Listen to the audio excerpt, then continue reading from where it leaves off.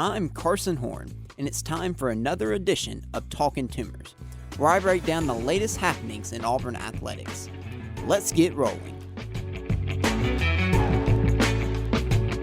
If you've ever seen Christmas Vacation, you know that scene where the squirrel is in the house and it's just utter chaos. Everyone's running every which direction, trying to figure out where the squirrel is, to run away from the squirrel, to get it out of the house.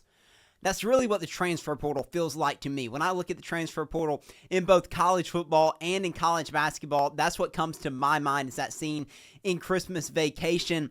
And well, we've got plenty of transfer portal news to get into today for both Auburn football and for Auburn basketball. We've got a loaded show. As always, you might think, well, football season's over with. No spring practice is over with. Basketball season is over with. What are you going to talk about on Talkin' Tumors?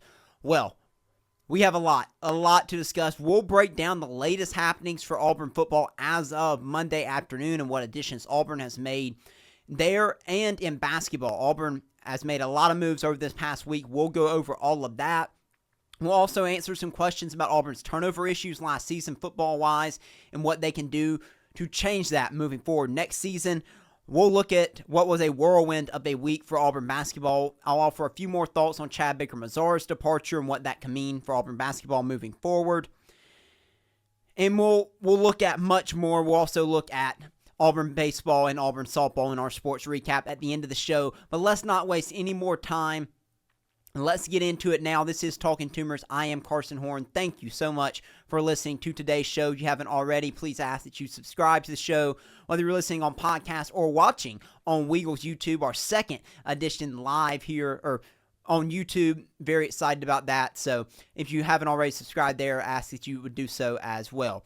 Okay, Auburn football. Multiple guys out last week, multiple guys in this week, and even up to today, Auburn has landed a commitment. Let's start out with the moves, the departures out of the Auburn football program, starting with offensive lineman Braden Joyner. He departed when the portal opened this past week. This is a big loss for Auburn. There's no sugarcoating this one. Braden Joyner is not someone Auburn wanted to lose. He started around half the games, I believe it was, last season for Auburn, and he played well. He won all SEC Freshman of the Year honors on the Freshman of the Year team in the SEC last season.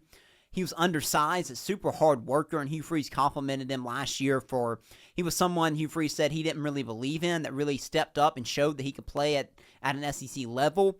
Well, this year he moved to center in the spring because Connor Lew was out with an injury. Braden Joyner played center this spring. Auburn brought in a couple more offensive linemen, as we know, in the transfer portal, and it didn't look like he was going to have a starting spot, and therefore he is exiting. But that doesn't mean Auburn wanted him to leave. Braden Joyner would have had a role in this team. He would have been more of like a six-man lineman with his ability to play both guard and center. He was very, very quality depth, a guy with starting experience in the SEC. You don't want to lose a player like that, but he certainly had an opportunity to go start elsewhere. I believe he transferred to Purdue. Well, he will have the opportunity to start, and I wish him nothing but the best, but certainly a loss for Auburn in that regard. Auburn also lost a couple of defensive backs. Terrence Love, he got injured last year, was not able to play last season due to an injury, and he is transferring out. I believe he's already announced that he is transferring to Colorado. Plenty of potential there, plenty of talent, but just was kind of down the depth chart a little bit in Auburn's secondary backfield. So he transferred out. Another defensive back, C.J. Johnson, also transferring out. He did not play or did not record any stats last season at Auburn. He was also down the depth chart. He is leaving. J.C. Hart is another one out of Lochapoka, Alabama, a local kid. He did play some last season, a great, tremendous athlete. I'll be interested to see where he lands. I think he has a lot of potential. But again, another one of the situations where Auburn had brought in some guys in the secondary, and some of those younger guys as well in Auburn's secondary were a little bit ahead of them on the depth chart, and they're looking to make a move. Nothing against those players. They're all extremely talented and can have success wherever they go. But just to give you the context of the situation, the only one that I think Auburn's probably hurt over leaving would be Braden Joyner. That's my opinion. I don't know that for certain, but from an outsider's perspective, Braden Joyner's a loss. The other three hits at your depth some, but not the end of the world. As for additions, so far, again, as of Monday afternoon, these are the additions for Auburn. Auburn landed multiple commits on Easter Sunday. First, Caleb Whitehead, a linebacker transfer from Maryland. 42 tackles last season and 4.5 sacks. We know Auburn added a transfer linebacker last season from Maryland that didn't really have an impact, that really was just a scout team player. Certainly, Auburn is hopeful to get more out of Wheatland this year at Auburn. They hope he can be a factor. We talked about the linebacker room on last week's show, how it is thin. It's talented at the top, but very thin. Right now, your two starting linebackers, inside linebackers, look to be DeMarcus Riddick and Robert Woodyard. You needed some experience there. You needed some more depth there. I think Auburn got that with Caleb Wheatland. It looked like Maryland fans were sad to see him go. I think he's a talented player, but we'll find out. We'll see if he can make a name for himself this season at Auburn. Auburn also added 2 defensive linemen, one yesterday and one today. The first one is Jay Hardy. If that name sounds familiar, there's a reason. Jay Hardy signed with Auburn back in 2019. Yes, 2019. That's how long ago it was. Gus Malzahn was still the head coach at Auburn. Rodney Garner was the defensive line coach. This was a big recruitment. Jay Hardy was a highly rated defensive lineman. He ended up transferring out, did not play at Auburn in his previous stint, transferred to Liberty. He's been at Liberty in the last 3 years. Hugh Freeze coached him at Liberty for 1 year. Now he's going to transfer back to where he started, back to Auburn, and hopes to have an impact and add some depth, especially at that 3 technique for Auburn, where I thought Auburn really was lacking behind Malik Blockton at that position. But also, Jay Hardy, I think, will have the potential, has the size to play some nose at about 6'3", 310, I believe is what he's listed at. So a big fella, hopefully for Auburn, can add some quality depth. I mentioned that it was important for Auburn not just to add bodies here, but to add difference makers here. Last year, Auburn added Philip Bliddy in the spring portal from Indiana. That was a difference maker.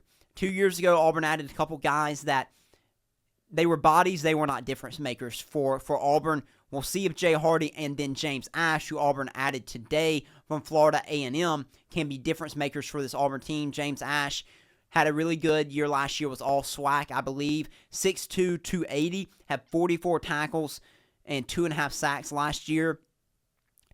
We'll see where Auburn lines him up along the defensive line, a little bit of a lighter weight, so maybe more out at the 3 technique or end. But again, it gives Auburn more depth here along the defensive line. I don't know if Auburn is going to add any more pieces along the defensive line. I don't think it would hurt.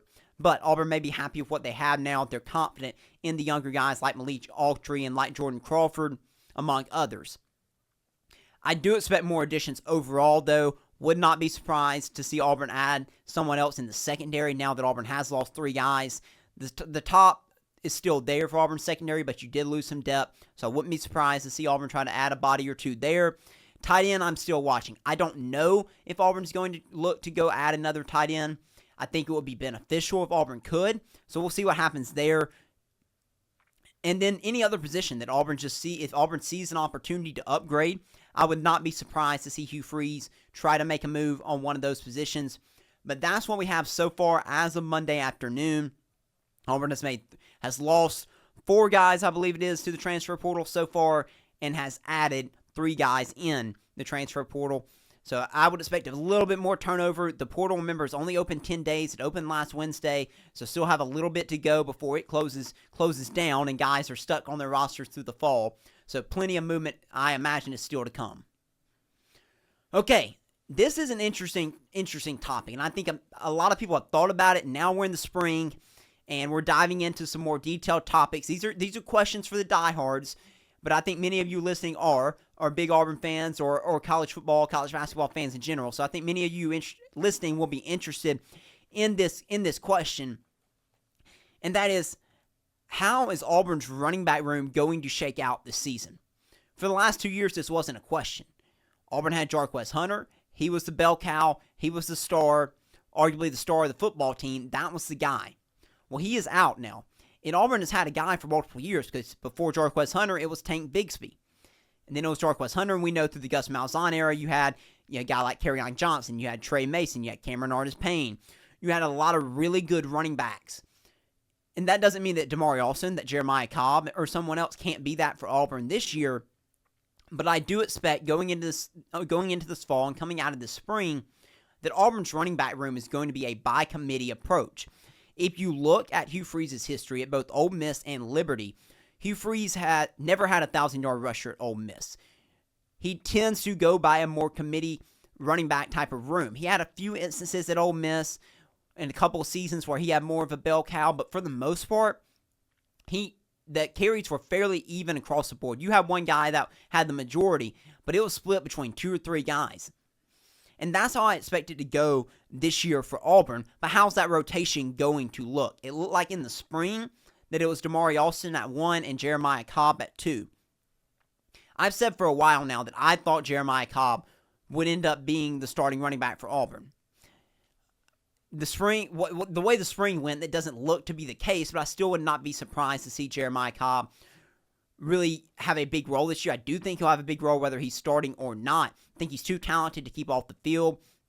He's been really good for Auburn in jet sweeps. He's been really good for Auburn in the passing games, one of Auburn's best receiving backs. But how will he be as a more first and second down running back? He hasn't done a ton of that. Will that be all Damari Alston and Jeremiah Cobb be the third down back? I'm not sure. I would not be surprised to see rotational changing, where you have a series changing, where you have a rotation with Damari Alston, a series with Damari Alston, still in basketball mind, I apologize. But you have a series with Damari Alston, then you go a series with Jeremiah Cobb. I would not be surprised to see that for Auburn this upcoming year.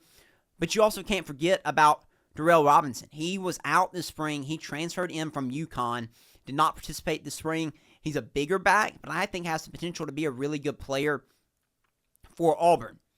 Now, will this make Auburn's offense better? That's a big question. That's a question that a few people I have seen on social media message boards wrestling with a little bit. Last year, we know Hugh Freeze felt the pressure to run the football, no matter the situation, because the strength for Auburn's team was running the football. The strength was Jarquez Hunter. But Hugh Freeze, while I think sometimes it's fun that he's a pass-first head coach, he's really not. He's been more 50-50 with a maybe slight lean to the pass, although he would say he'd rather lean to the run. It did seem that he was uncomfortable just handing the ball off.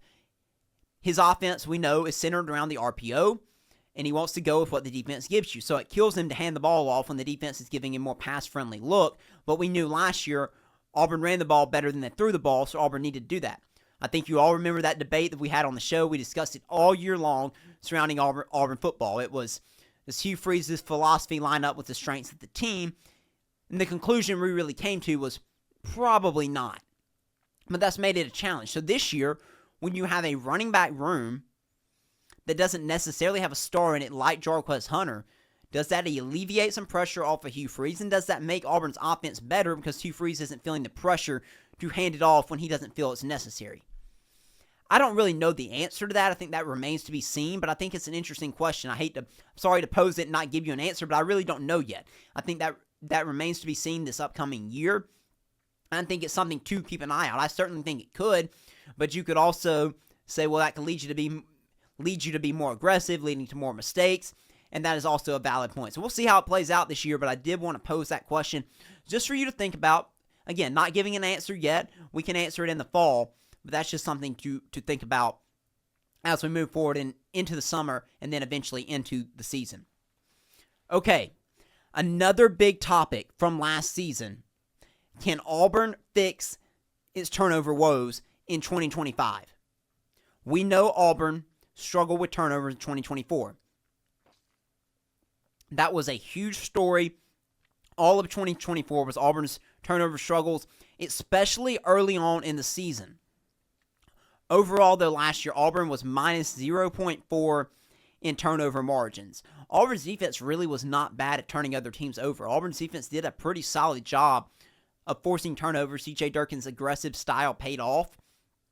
Auburn was able to create some fumbles, get some interceptions, but Auburn's offense turned it over way too much. Auburn averaged 1.5 turnovers per game.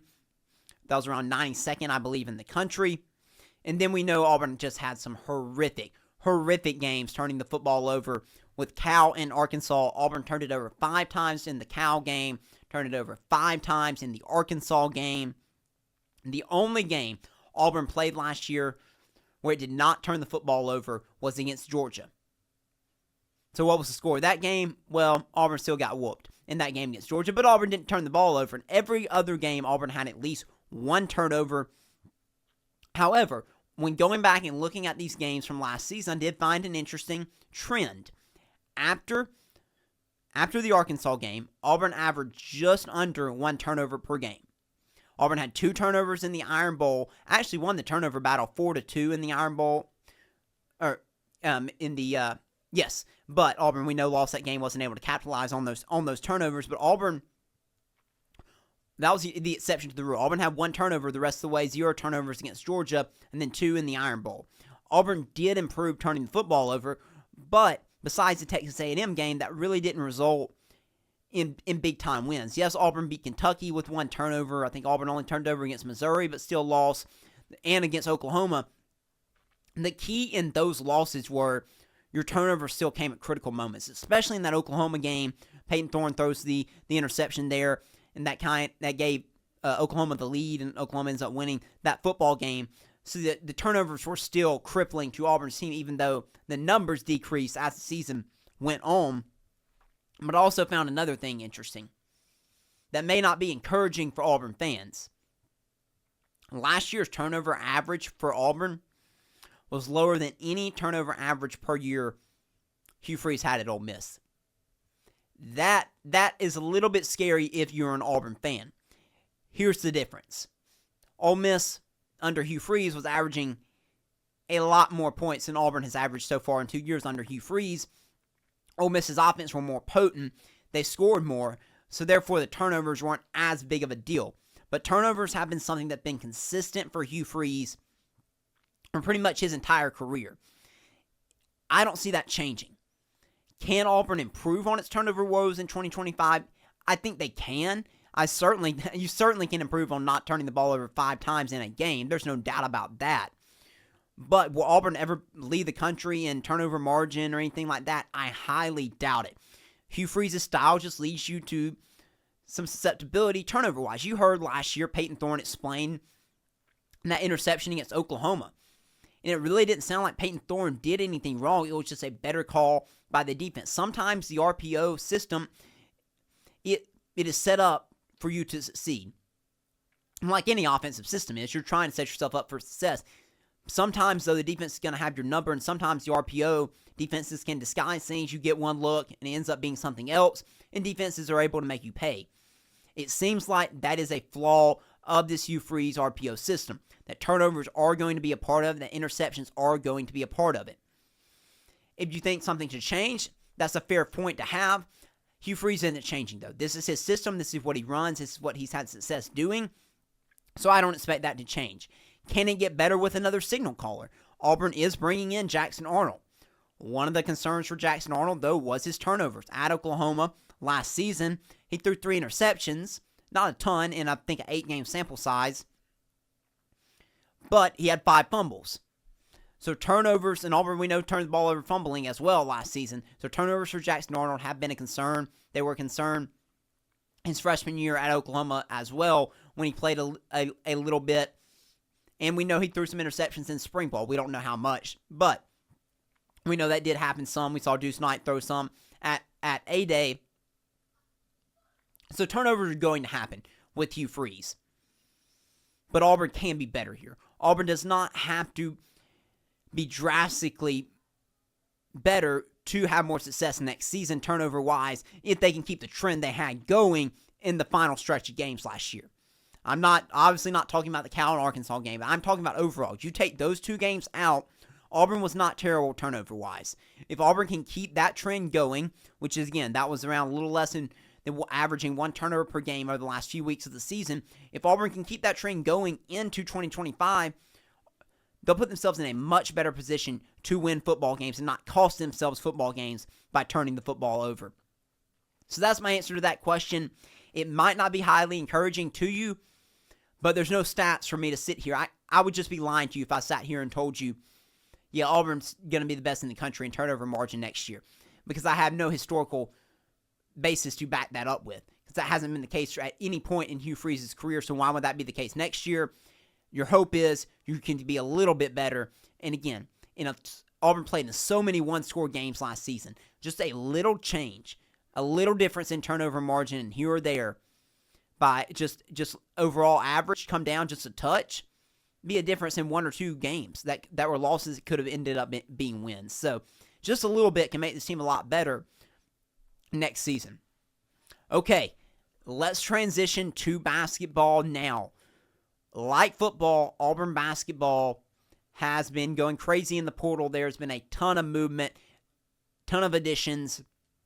A lot happened. A lot happened last week. Shortly after we got off air last Monday, news started breaking. I hinted at it Monday. It looked like it was coming.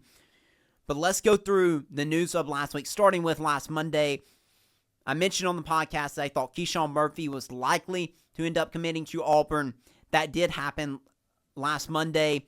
Then on Tuesday, doing my best with the pronunciation here, another center in Emeka Oporum, I believe is how you pronounce it. JUCO center, about 7 feet tall, extremely long wingspan. He committed to Auburn on Tuesday. On Wednesday, there was no news. It was a quieter day for Auburn. Thursday was a huge day. Chad Baker-Mazara announced he was entering the transfer portal. I was in class, like I told you. If you watched my reel on Instagram or on Twitter, I was in class. My phone was blowing up. I exited class, checked my phone, saw Chad Baker-Mazara was entering the portal. I rushed to the studio to record a little piece on rapid reaction to him entering and posted that, got that edited and posted that. But then later that day, Kevin Overton from Texas Tech committed to Auburn. Auburn was able to spin that news pretty quickly, make something positive out of something negative with Chad Baker-Mazara leaving. Auburn announces Kevin Overton. Then it wasn't done there, though. We get to Saturday. Friday a little bit quieter, but we get to Saturday, and Elijah Freeman, the top D2 transfer in the portal, I believe, he commits to Auburn over Tennessee, a 6'8 forward. It was a whirlwind, an absolute whirlwind of a week for Auburn basketball. So as you're sitting here and saying, Carson, you just said a ton of names right there. What does Auburn's roster look like at all? If you haven't been paying close attention or you've been trying to keep up by following on social media or in the news, seeing these guys commit, but you have no clue who's on Auburn's team next year, let me give you a picture of what it looks like right now. At point guard, Tahad Pettiford has entered the NBA draft process. He is expected back right now unless he gets a first-round grade, which and then he would likely stay in the draft. But right now, Tahad Pettiford is expected back. If he comes back, he will be Auburn's only scholarship player returning from last season. The only two that could return were Chad Baker-Mazara and Tahad Pettiford. But we know Chad Baker-Mazara entered the transfer portal. So now Tahad Pettiford is the only one from last year's team that could return. Also at point guard, you have true freshman Caden Magwood coming in. Similar player to Tahad Pettiford, as I mentioned before. He can play point guard. I expect him also possibly to play some of the two, but he comes in as well. And at the 2 and the 3 guard possibly, I'll start out. You got Abdul Bashir. He's a JUCO transfer as well. He committed back in the fall or early winter, but he is expected to play the 2 or the 3 at Auburn. 6'7", kind of a skinny guy, similar build to Chad Baker-Mazara. We'll see if Auburn can put some weight on him. He comes in. Kevin Overton, who I mentioned, committed this week from Texas Tech. He is a 6'5 guard. He transfers in from Texas Tech. You have Elijah Freeman, who can play the 3 and the 4. He was the D2 transfer coming in. You have Simon Walker, which I expect to be just a 2, true freshman guard. I think he'll be more of a developmental player, but we'll see how that all plays out. And then at the 3/4 position, I already mentioned Elijah Freeman, but then you have Keyshawn Hall from UCF. This was the guy who committed, if you remember, during the NCAA tournament to Auburn. This was Auburn's first addition out of the transfer portal, the leading scorer in the Big 12 last season. Auburn also has Sebastian Williams-Adams, true freshman that can play both 3 and the 4. And then finally, we're almost through the list. Auburn has another Keyshawn. Auburn will have 2 Keyshawns. Now, Keyshawn Murphy, I believe, spells his with a Y, and Keyshawn Hall does not. I could have that flip-flop, so you'll have to check me on that and make sure I'm right. But Keyshawn Murphy from Mississippi State, he committed last Monday. He can play the 4 and the 5. And then Emeka Oporum, again, I hope I'm pronouncing that right, JUCO, 7-foot JUCO center transferring to Auburn. That's where the roster is right now. He will play exclusively the 5, Oporum will.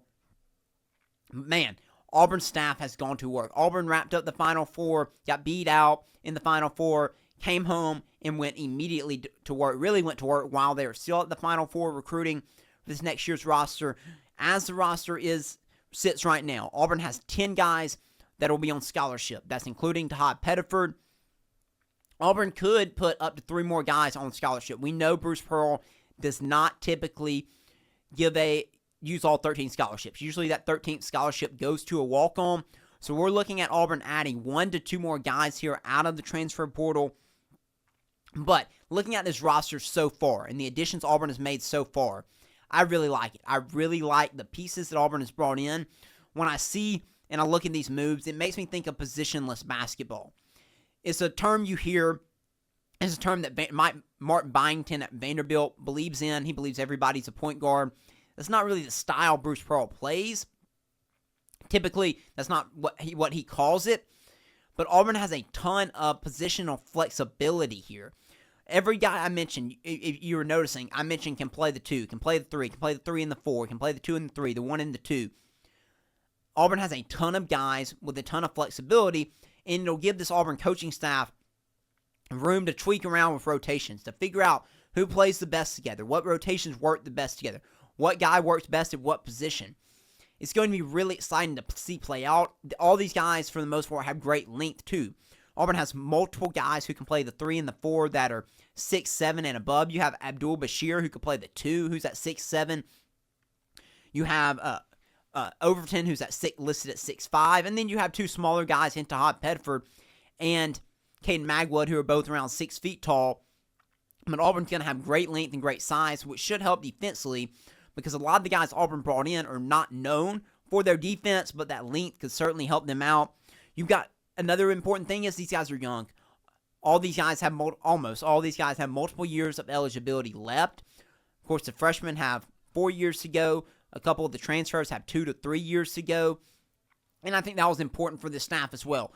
They wanted to get guys who can help them compete next year for championships, can help them compete in what will be a great SEC once again. But the staff also didn't want to have to add 10 or 11 new transfers again this upcoming season. Before the next season, for the 2026 season.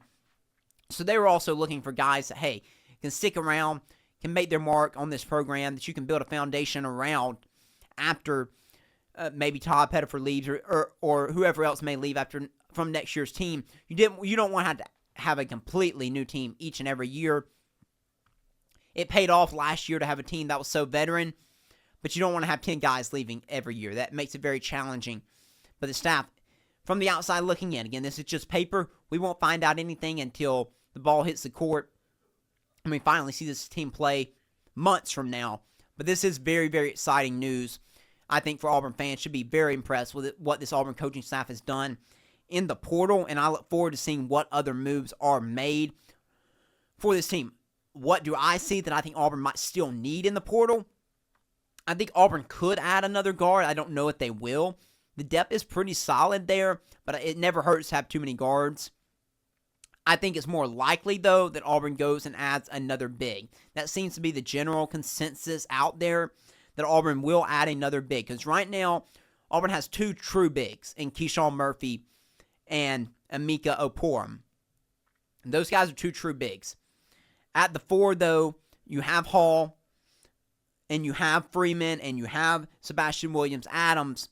But all 3 of those guys are not really true bigs, as Bruce Pearl calls them and called them in their signings. They are big guards, as he refers to them. So yes, they can play the 4 position, but Auburn probably looking for another true big, another guy that's 6'10", that can play the 4, that can play the 5. That's my expectation on what Auburn will likely look to add. We'll see what the NIL resources are, how much money Auburn still has available to spend. I'll be interested to see how that plays out. Okay, I offered a rapid reaction to Chad Baker-Mazara's departure on Thursday, but I wanted to offer some more thoughts. I've had a couple days now, as have you, to really soak in, to really think about it. So what do you think now? What do you think about Chad Baker-Mazara's departure from Auburn after a few days? For me, not much has changed from my rapid reaction, but I have thought on it a little bit. I've discussed it with more people now. I've gotten some other opinions on it, and I can't come to mostly the same conclusion. I understand it, I get it, and I still do blame the system more than I do the player, because Chad Baker-Mazara had the opportunity to go make more money, and I understand that. However, Chad Baker-Mazara's situation is more complex than most guys who enter the portal. Why is that? Because of Chad Baker-Mazara, the human being. Because of the player that Chad Baker-Mazara is and was. He's not easy to coach. I think you ask Bruce Pearl that, he would tell you that. You ask anyone that, I think they would tell you that. And that's okay. Not everyone's easy to coach. We know that Chad Baker had his battles with his emotions and struggled through that. But Bruce Pearl multiple times could have been done with Chad Baker-Mazara. He could have been done with Chad Baker-Mazara after the Yale game 2 years ago. He could have been done with Chad Baker-Mazara after the Alabama game. But you know what? Each time Bruce Pearl stuck by him. Yes, I'm sure he had some tough talks with him in the locker room. He kept those private, though. In public, Bruce Pearl defended Chad Baker-Mazara like he would his own son, and said as much, that he defended him like his own son. The loyalty that Chad Baker-Mazara was shown by Bruce Pearl was not reciprocated. And that's what makes this situation different. And we don't know, and I don't know, all the inner workings of how this all played out with Chad Baker-Mazara leaving. We do know it was reported that he did sign a new deal with Auburn to come back next season, and then left. That, to me, makes it even worse. You agreed to come back, and then you decide to leave. Again, there's no rules, there's no regulations. The system allows for that. So again, there's a difference between something being illegal and something being just wrong. What Chad Baker-Mazara did, he has every right to do. But it really was not a correct thing to do. So legal, yeah, he can do it. Go make your money. That's fine. The system is what it is. I understand that you're unlikely to go to the NBA, so part of me wants you to get as much money as you can, but it wasn't like Auburn wasn't going to pay him a good bit. Not like Auburn's poor. Auburn was going to pay him a healthy amount, and I think you owed it to Bruce Pearl because of all that he has done to you. Say, you know what, maybe I could get a little bit more elsewhere, but what Dylan Cardwell, look at the legacy that Dylan Cardwell has gotten to have by staying for 5 years. Dylan Cardwell could have left. He could have gotten more money elsewhere. He stayed at Auburn. Look at the legacy that he gets to have. Maybe that, and maybe the reciprocating the loyalty that Bruce Pearl showed to me, maybe that would have been the wiser decision. That's not a decision Chad Baker-Mazara made, and it's his decision to make. It's not mine. It's not yours. It's easy for us to say, I get it, for those of you who are on the flip side and say, he's got to go where the most money is. I'm not arguing with you. He can do that. And I know it's easy for me to say that I wouldn't do the same if I was in his shoes, and maybe not. But I the more I thought about that situation and Chad Baker-Mazara and how this all played out, the more I thought that his situation is a little bit different than some of the others because of the context surrounding his 2 years here at Auburn. But I think that's it for him. I don't expect him to come back at this point. I would be stunned at this point. I believe Auburn has moved on. I know that he had left the door open. I know that there have been reports that the door was still open. I would be beyond stunned at this point. I do believe it is over. If I was Bruce Pearl, and I am not, and I am nowhere near being qualified to be in Bruce Pearl's shoes, I would not have Chad Baker-Mazara back, though. And I don't believe Auburn will. Okay. That wraps up that segment. But staying on basketball here for one more minute, I wanted to address what is a little bit of, I don't know, is it a controversial topic right now? Maybe it is because Colorado just retired Shedeur